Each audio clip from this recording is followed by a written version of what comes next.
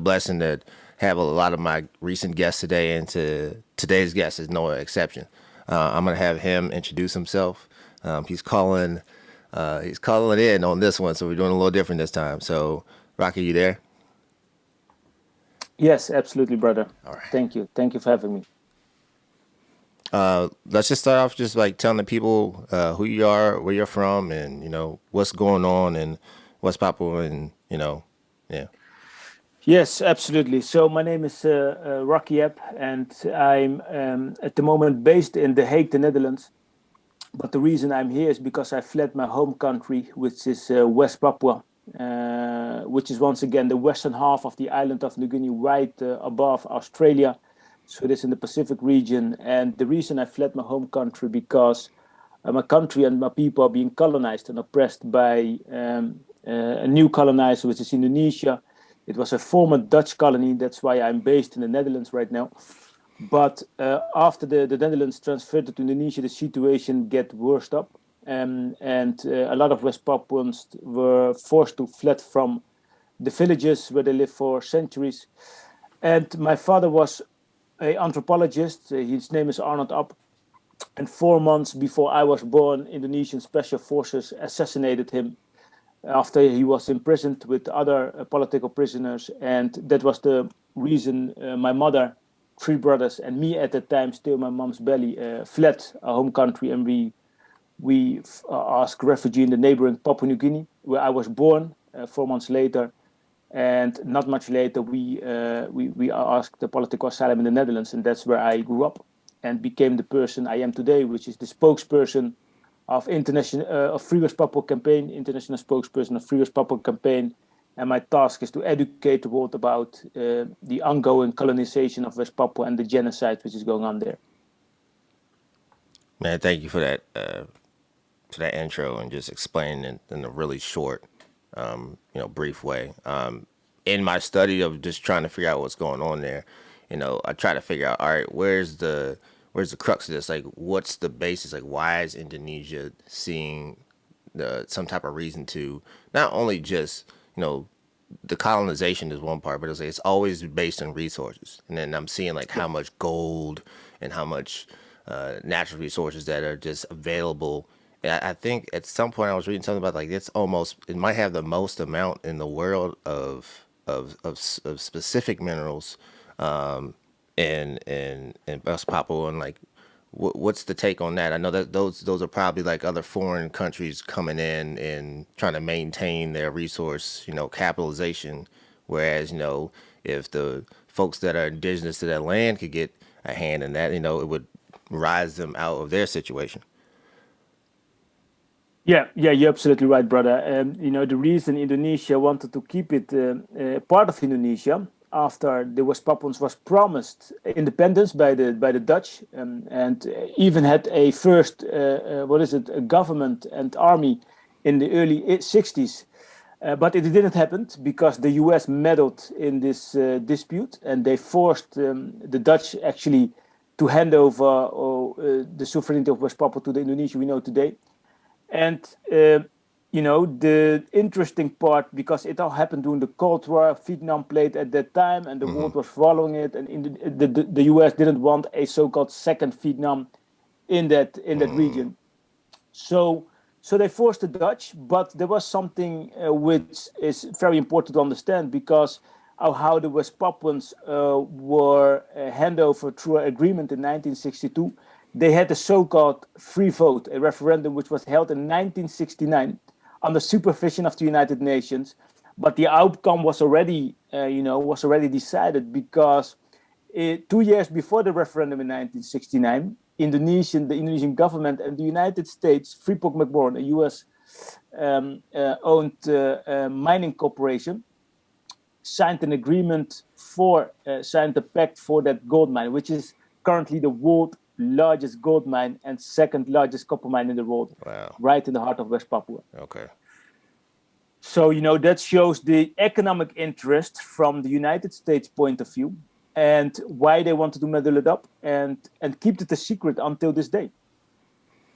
Yeah, I saw that the so-called vote was really, you know, a population of over almost a million people that were eligible to vote, there's only 1,000 people that actually ended up voting, under duress, under coercive measures. So that's the justification. It's like, oh, they had their own, self determination. See, we had a vote. See, and it's a Exactly. joke of a vote.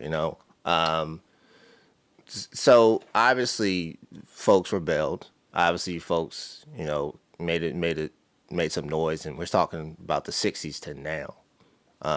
What's it look like on the ground now? It's a pretty much media blackout because the Indonesian government pretty much shut down the internet and doesn't allow journalism in currently.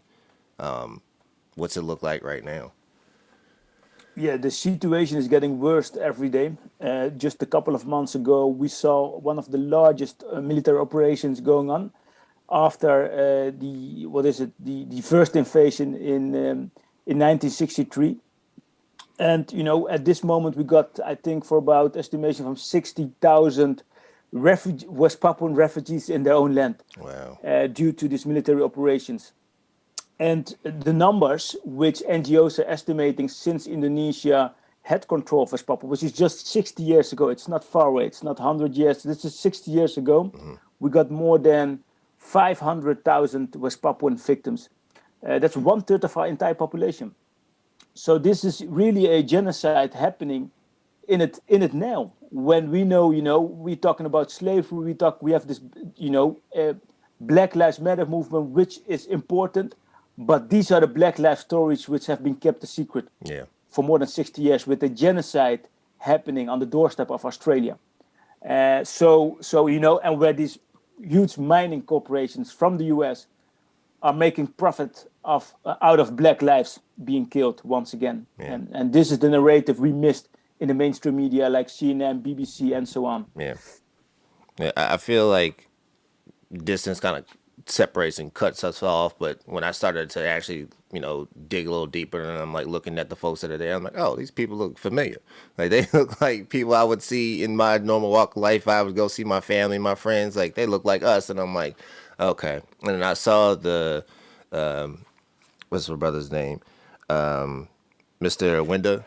I saw him speak, and he was very inclusive about the Black lives that are in West Papua, and I'm like, okay, all right, I see this even more so. It's just like if there's injustice anywhere, there's injustice everywhere. No, like we can't sit here and let the ball, drop the ball on our brothers and sisters that are out in the Pacific that are dealing with this issue, because this is live, this is happening right now, and we can shine a lot of light on it, and apply pressure. Yeah, absolutely, brother. And that's why we are, crying out to our, African family and on the African continent, but also the diaspora in the US and wherever they are, to be a voice for us. Because, the mainstream media, and the white institutions obviously keep this a secret for a reason. And, shining a light with Afghanistan on a daily basis. Right. But these kind of stories, they kept a secret for more than 60 years. So what is happening? Why do they do that? Yeah. So we need to be a voice. And that is what we are trying to do, to share, to break the deadly silence, and to make sure that the people are knowing, finding out what is happening there about the genocide and ongoing colonization of Black Melanesian people in the Pacific. Yeah. I see some of the laws that the Indonesian government has passed right now. That the Morning Star flag it's illegal. It's like propaganda that is not allowed to be just like shown or displayed. And I know that hurts your movement because that's kind of a rallying symbol for people who believe that West Papua needs to be its own sovereign nation.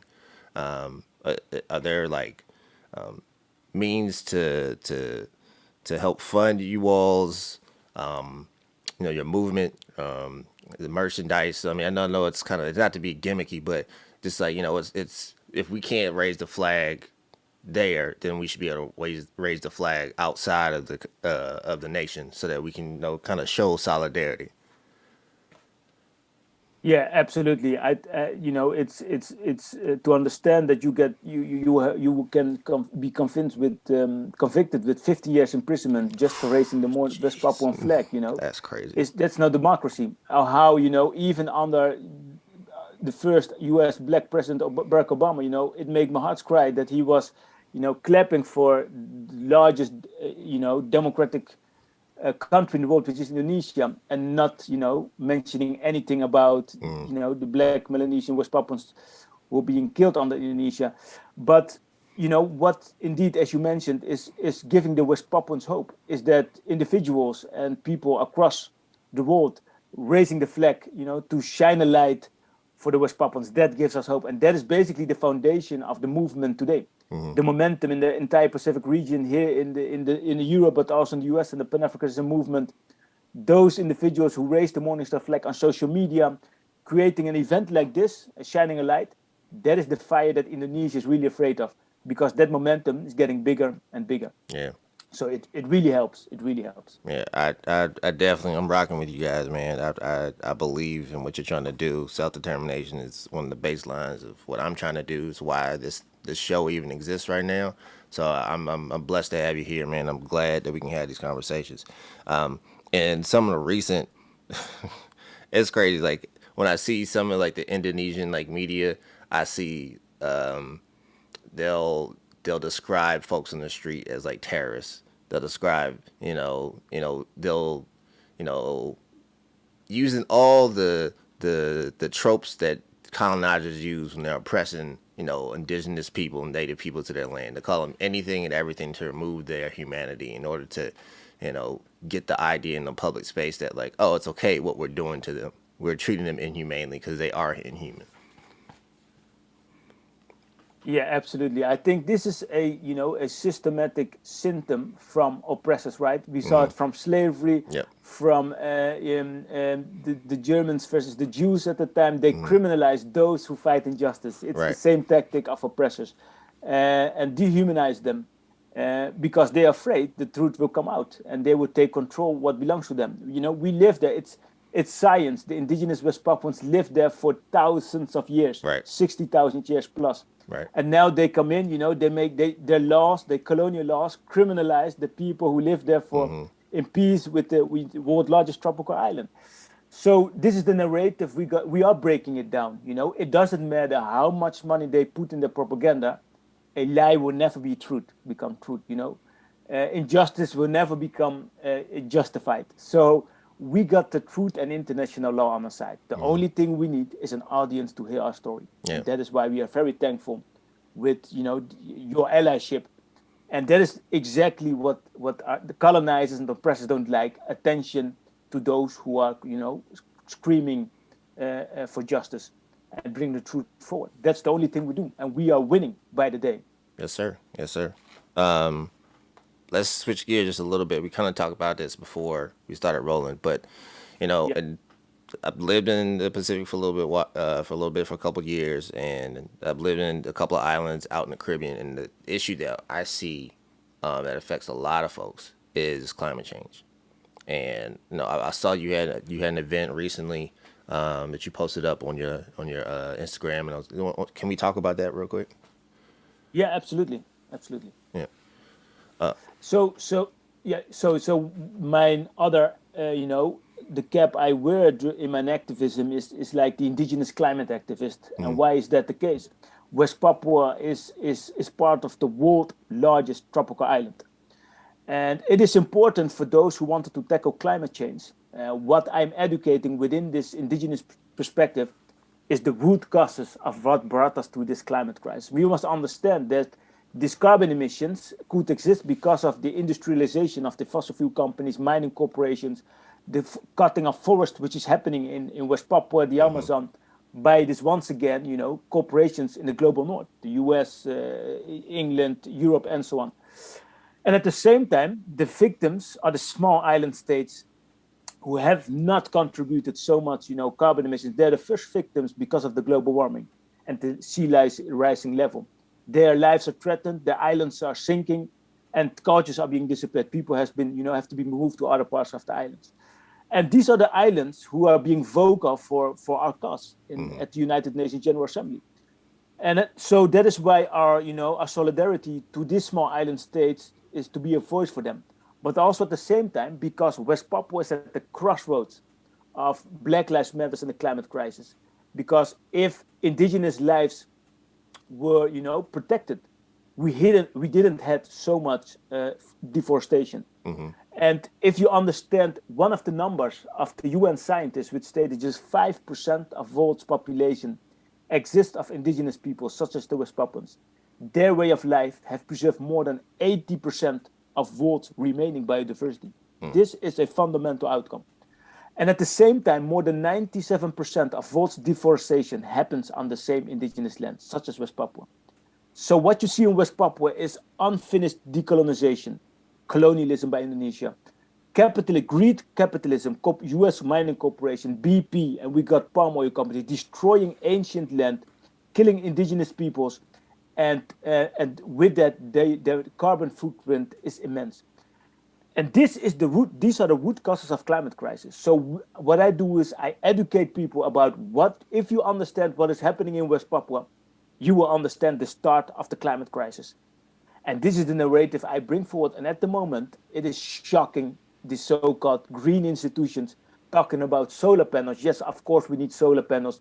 We need windmills. But the first thing we need to do is protect and caring about human lives. Because if we did that, if indigenous peoples had the control of their land, we didn't have this climate crisis. It's a very fundamental but simple narrative. Yeah. And I bring this forward to support the small island states in the Pacific who are being threatened by the rising sea level. Yeah.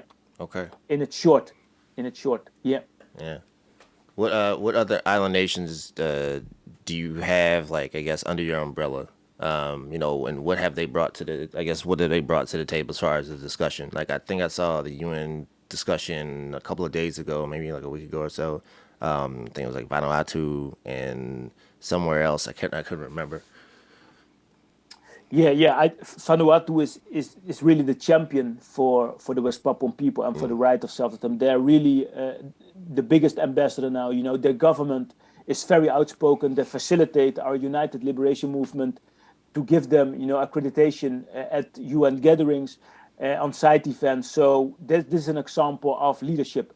A small island nation who take the moral responsibility to uphold the international law, reflecting it to the big powers who you always talk about justice and peace. Right. But when it's come to that point, they're looking the other way. And Vanuatu have shown the opposite. And because of their leadership, West Papua have been put on the agenda of the Melanesian Spearhead Group, which exists of 5 countries: Papua New Guinea, Vanuatu, Fiji, Solomon Islands, and New Caledonia, Kanaki. And because of their support, we got an observer membership within this small sub-regional organization. And through the advocacy, West Papua become an agenda on the Pacific Island Forum, which is all the Pacific Island nations gathering, and on the top 3 agenda. So what Vanuatu have shown, that even a small island nation state with very little resources have created an immense momentum for the West Papuan cause. So imagine if former colonizer Netherlands took their, moral responsibility and used their assets on the UN, on UN levels, we could create momentum. And even if the US did that, and Great Britain, and so on, we could bring West Papua back on the United Nations decolonization list. But they're the ones with the biggest mouth on international law, justice and peace, are the ones who keep West Papua out of the UN, forum. But these are the small island states such as Vanuatu and Papua New Guinea now and the Solomon Islands, who have been very vocal the last 3 years. I mean, I love to see it. Honestly, it's none of us can do this work by ourselves. A single organization, single nation. Like, it's going to take a collective of folks to actually get the voice out, because it's too long. We keep seeing profits over people. The indigenous, black folks, in the global community, they always keep getting the short end of the stick, and then it's the writing is on the wall. Like, this only goes one way. If we don't take care of this earth, we don't take care of the people. If we're not good stewards, then we're all better learn how to swim real quick. Exactly. That's basically the bottom line. If you don't act today, the urgency is very clear. The scientists are very clear, but we should act upon it, and we need new leaders. And leaders are from the global south, those who suffered the last 500 years of this destructive system created by the global north. So we need powerful narratives, new stories who can create this system. new system. No, Yeah. truly, truly. I mean, what does it look like for you? Because I know people will, make the argument like, all right, well, what does this new, very green, indigenous focus, the landscape look like? I mean, if you could, if tomorrow, all the previous, colonizing factions got together and like, okay, yeah, we got to atone for our sins. What does that look like for you? Yeah, this is an interesting question. I think, the vision we have, and we're going to launch very soon at the upcoming climate summit in Glasgow, is a so-called green state vision. So when we got independence, we're going to show the world how, customary ownership by the indigenous Papuans, a so-called indigenous-led democracy, looks like. So we give the power back to a system which functioned more than thousands of years, which is indigenous tribal leaders who will sit on the table and decide what is good for their land and for their future generations and for their people, villages. So we're gonna roll out this kind of values and way of sharing power, taking decisions to a level, a governmental structure lined up with the ones we know today, but upholding the values of the indigenous, tribes more than 215 West Papua, to be implemented in our national laws and our policies. That is the vision we have, and we've done that more than thousands of years. The only thing we need is to firstly to take back control of our country, so we take the decisions how we're gonna build our country, how we're gonna, build infrastructure in line with our values, and there will be no profit. There will be downsize all these, extractive industries to the only thing we need, and make sure that our identity and our cultures got all the space. We're gonna restore all the destruction on our forest and build our country in a sustainable way, as the global north is now dreaming of. We're gonna do it. So with all the new technology, the cities we're gonna build are built from, green technology, and make sure that the footprint would be as much as zero. I got you. I got So, you. Yeah, and it feels like me living in the states, but still being able to travel most of my especially my adult life. I see like the excess and where it keeps going. Like the houses that when I just recently went back home to Washington D.C., Maryland, where I'm from, and I would see the same houses that I grew up in now almost at $1 million, and I'm like, this is not $1 million home. Like this is an exorbitant. And I think about how in all the islands you see in Hawaii now, indigenous folks there can't even afford to live on the island that they call home, and then that's a systemic issue that we see. And I'm thinking about how your ideas, our ideas about how to be more sustainable, it's like, okay, well, maybe we can use tools and supplies in order to possibly make better homes in these areas, especially the areas that see a lot of monsoon rains, see a lot of typhoons or hurricanes, where it's like, okay, we can build concrete homes, 3D printed, that could sustain housing for a while, and they would be last a little bit longer, and then we could lift those up. So it's kind of meets. 'Cause I've seen like some of the housing that I see is like more kind of like stilt, almost like treehouse style types that I've seen in West Papua. And I'm like, oh, that's interesting. I was like, well, you could still duplicate that, especially if you just make this more, Afro-futuristic type mindset where it's like, okay, we're going to keep our style and our identity, but we're going to use modern technology and, fight off like, climate change is still happening right now, but, we can bring these technologies together so that we can still be in the global market space, but keep our own identity. And I think a lot of folks, they're fearful somehow that they don't have a space in the future. If we go back to this indigenous mindset, this very collaborative and diverse community where everybody has buy-in, and we mean everybody. We don't mean like, oh, you're gonna look like how you look, but you're gonna talk how we speak, and that's not diversity.